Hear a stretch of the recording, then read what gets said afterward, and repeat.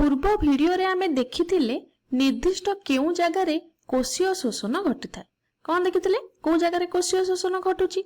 आउ मध्य देखिथिले कि कोशीय शोषण शेष रे शक्ति एटीपी आकार रे उत्पादित होइथाय। सही भिडियो रे आमे आउ गोटे प्रश्न पचारि के भिडियोटी को बंद करथिले।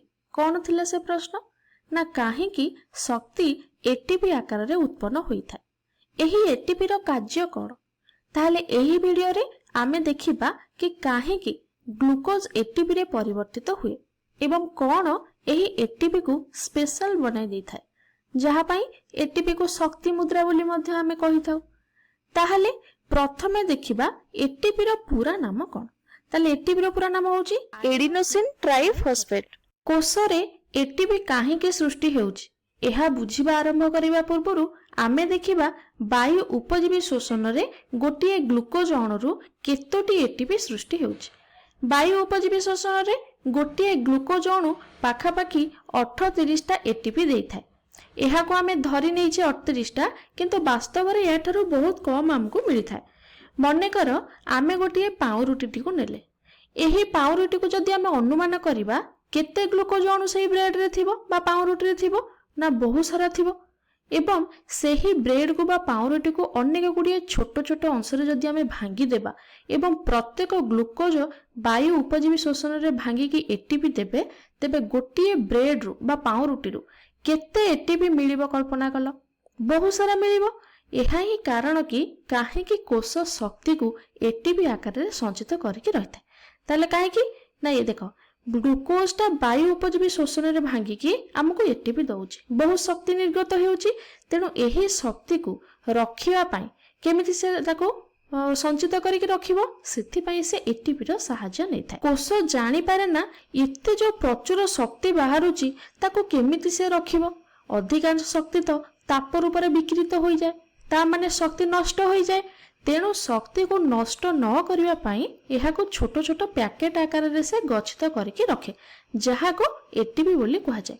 एवं जेते बेले शक्ति रा आवश्यकता हुए एटीपी भांगी कि सेतरो शक्ति देबो। एबे आउ एक उदाहरण हमें देखिबा कोन एठारे गोटे मु देखो गोटे चेक टे नेछि गोटे 2000 टंकिया चेक टे एठी मु रखिछि। एहा को तुमे 4 जण सांग को मध्य रे बांटिबो कुमार शांति सलीम आ रुचि। तेबे केमिति बांटिबो एहा को तो चिरी पारिबो नाही।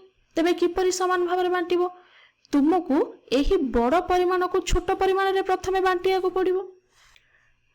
ताहले केते केते आमे बांटिबा ना देखो आको भांगिया पई हमकु प्रत्येक को 500 लखा देबा को पड़िबो तापर ताको 4 जणक सहित आमे बांटी परिबा।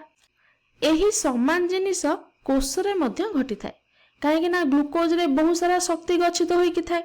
कोष एगुडी को सीधा सड़क व्यवहार करि पारे नाही तेणु ताको भांगी की छोट छोट अंश रे परिणत करे। ताहले ए छोट छोट पैकेट रे जो परिणत करे ताहाको एटीपी आकार रे से गच्छित करिके रखे। तेणु जेते बेले आवश्यक हुए कोष शक्ति को व्यवहार करे। तेणु एटीपी को शक्ति मुद्रा बोली कहा जाय। एहा एटीपी रो संरचना तैयारी करुथिबा अणुमानक सहित जड़ित अटे। एठारे देखुथिबा बंध गुड़िक फॉस्फो अनहाइड्रस बंध बोली कहा जाय। एठी आमे जो बंध देखुचे ताहाको फॉस्फो अनहाइड्रस बंध बोली बा अनहाइड्रेट बंध बोली कहा जाय जहा कि बहुत सारा शक्ति को एठी संचित करी रखि थाए एवं जेते बेले बंध भांगे सेतरु कोन हेबो शक्ति उत्पन्न हेबो बहुत सारा कोन हेबो शक्ति एठी उत्पन्न हेबो। ताहले एठी कोन हेउची ना जो कोष कार्य पई हमको बहुत अल्प परिमाण रो शक्ति दरकार।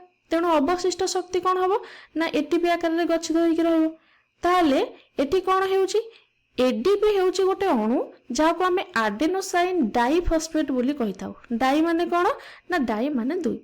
एही शक्ति को व्यवहार करी गोटे फॉस्फेट ग्रुप एडीपी अणु सहित जोग होई कि एटीपी एठी तैयारी करूची एवं जेते बेले आवश्यक एटीपी भांगी कि एडीपी दिए एवं फॉस्फेट ग्रुप शक्ति उत्पन्न करे एवं ताहा कोषर कार्य रे लागे।